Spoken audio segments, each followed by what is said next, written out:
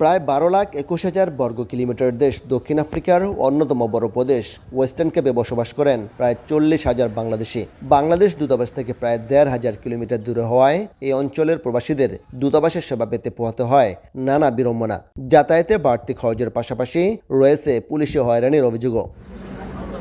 বড় সংখ্যক প্রবাসীদের জন্য 3-4 মাস পর সীমিত সময়ের কনসুলার সেবায় সন্তুষ্ট নন সেবা প্রত্যাশীরা। পরিবার নিয়ে খুব ভোরে এসে দীর্ঘ সময় লাইনে দাঁড়িয়ে থাকতে হয় বলেও অভিযোগ তাদের। আমি অনেক সকাল থেকে আসছি এখানে প্রায় 7টার দিকে, এখন রাত 10টা বাজে। অনেক মানুষ আসছে, অনেক কষ্ট করছে, কিন্তু অনেকেরই কাজ হয়েছে আর অনেকেরই কাজ এখনো হয় নাই। এখন এগুলো হবে কিনা এখন আর জানে না।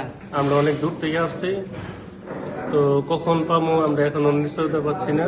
লাইনে দাঁড়িয়ে আছি আমার পাসপোর্টে জমা দেওয়ার জন্য, কিন্তু এখানে যেরকম লোকসমাগম ওই রকম জনবল নাই তাদের।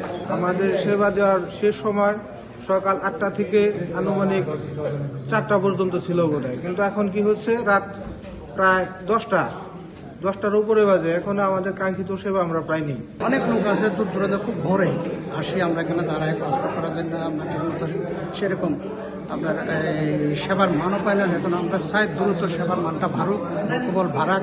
আমরা সবাই কর্তৃপক্ষের কাছে আমাদের আবেদন। পাসপোর্ট নবায়ন, পুলিশ ভেরিফিকেশন, ট্রাভেল পারমিট ও পাওয়ার অফ অ্যাটর্নির মতো জরুরি কাজে এই প্রদেশের প্রত্যন্ত এলাকা থেকে দূতাবাসে যাতায়াতের সময় লেগে যায় 2 থেকে 3 দিন। তাই ওয়েস্টার্ন কেপের কেপটাউনে প্রতি মাসে নিয়মিত কনসুলার সেবা এবং স্থায়ী কনসুলেট অফিস চালুর জন্য সরকার নিকট দাবি জানিয়েছেন সাধারণ প্রবাসী, বিভিন্ন রাজনৈতিক দল, সামাজিক ও কমিউনিটি সংগঠনের নেতারা।